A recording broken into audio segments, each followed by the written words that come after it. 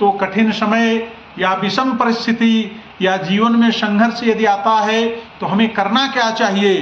तो अपने इष्ट का, जिसको भी आप मानते हो, उसका स्मरण करिए, उसके नाम जप को अपने जीवन में अपनाइए। इससे होगा क्या? उससे जो है आपको आत्मिक संतुष्टि मिलेगी। दूसरी बात है कि प्रार्थना कीजिए, भगवान से शिकायत मत करिए, संवाद करिए।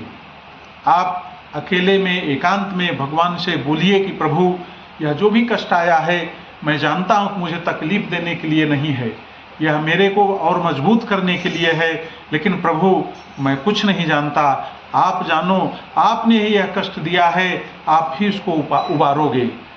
तीसरी बात आती है कि सत्संग कीजिए, यानी अच्छी बातों को सुनिए, पढ़िए, उससे आपके जीवन में जो निराशा आ रही है वह निराशा दूर होगी।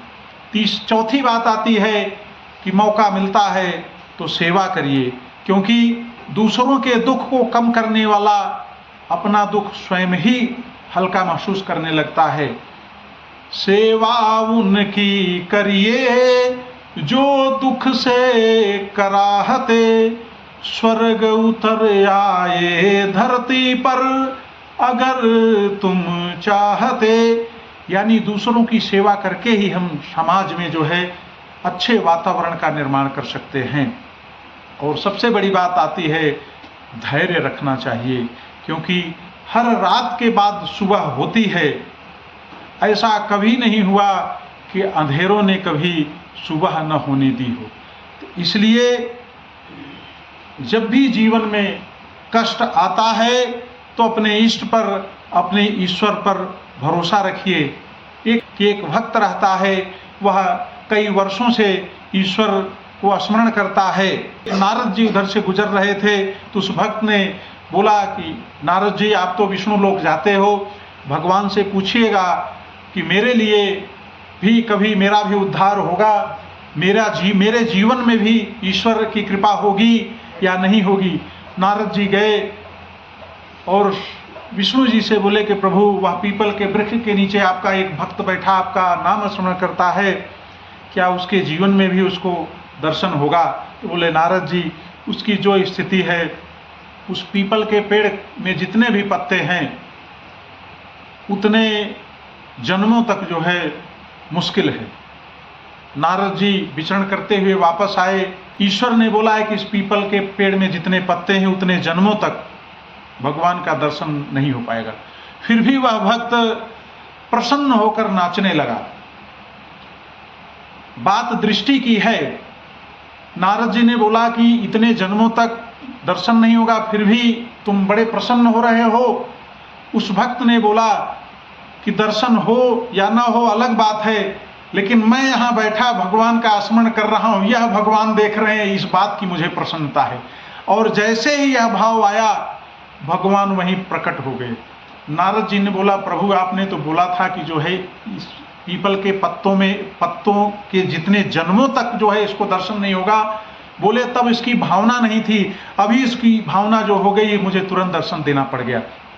कहने का तात्पर्य है कि यदि ईश्वर की दृष्टि हमारे ऊपर है, बात वही है कि कोई अंधा व्यक्ति मंदिर में भगवान को दर्शन करने गया, किसी ने बोला भाई तुम्हारे तो आंख नहीं है, क्या देखा? बोला मैं देखने नहीं गया था, मैं तो वहां उपस्थित होने गया था, भगवान ने हमें देखा, यही क्या कम है, मैं देखूं या ना देखूं, और मेरे देखने से क्या होना है, और उनकी कृपा दृष्टि पड़ गई तो सब कुछ सुधर जाएगा। इसलिए जो है ईश्वर पर इतना विश्वास होना चाहिए।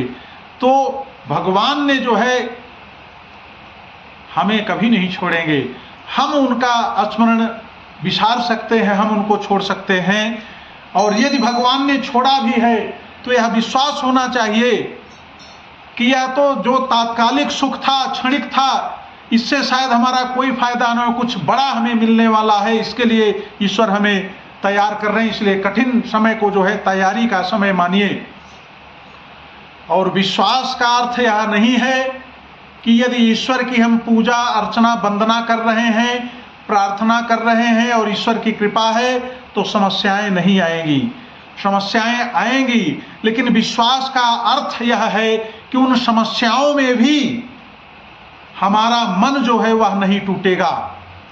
यानी जब नाव समुद्र में होती है तो समुद्र से उस नाव को कोई खतरा नहीं होता है, लेकिन यदि वही समुद्र का पानी नाव के अंदर आने लगे तब वह नाव डूबने की संभावना बढ़ जाती है। इस प्रकार यदि कठिनाइयां बाहर हैं तो कोई समस्या नहीं है, लेकिन उन कठिनाइयों को जब हम अपने अंदर मानने लगते हैं, अपने मन में बैठा लेते हैं, तब हम निराश और हताश होने लगते हैं। इसलिए हमें 5 संकल्प करना चाहिए कि कठिन समय आता है तो मैं दूसरे को या अपने इष्ट को या ईश्वर को दोष नहीं दूंगा। दूसरा, कठिन समय या विषम परिस्थितियों में कम से कम 10-15 मिनट बैठ करके ईश्वर का स्मरण करूंगा और उस कठिन समय में अपने धर्म ग्रंथों का स्वाध्याय करूंगा और हर परिस्थिति में अपने धैर्य को रखूंगा और सबसे बड़ी बात है कि अपने विश्वास को कभी नहीं छोड़ूंगा। इसलिए ईश्वर यदि हमारी किसी इच्छा को पूरी नहीं करता है तो उसमें आप समझ लीजिए कि हमारा ही कोई कल्याण होता है। इसलिए जब सारे रास्ते बंद दिखाई दें तब अपने विश्वास का दीपक जला कर रखिए। जहाँ मनुष्य की शक्ति समाप्त होती है वहीं से ईश्वर की कृपा प्रारंभ होती है। इसलिए हम सबको मिलकर यह प्रार्थना करनी चाहिए कि हे प्रभु, सुख आएगा तो अपने अंदर विनम्रता रखूंगा, दुख आएगा तो दुख में धैर्य रखूंगा, संघर्ष आएगा तो उसमें साहस को बनाए रखूंगा और हर परिस्थिति में अपने आप के ऊपर अटूट विश्वास रखूंगा और अपने ऊपर भी विश्वास रखूंगा। हमारे मन से भय, संशय और निराशा को आप दूर करें तथा धर्म के मार्ग पर हम अडिग रहें और हम अपने कर्तव्य कर्म का पालन करते रहें। ऐसी प्रार्थना हमें ईश्वर से करना चाहिए।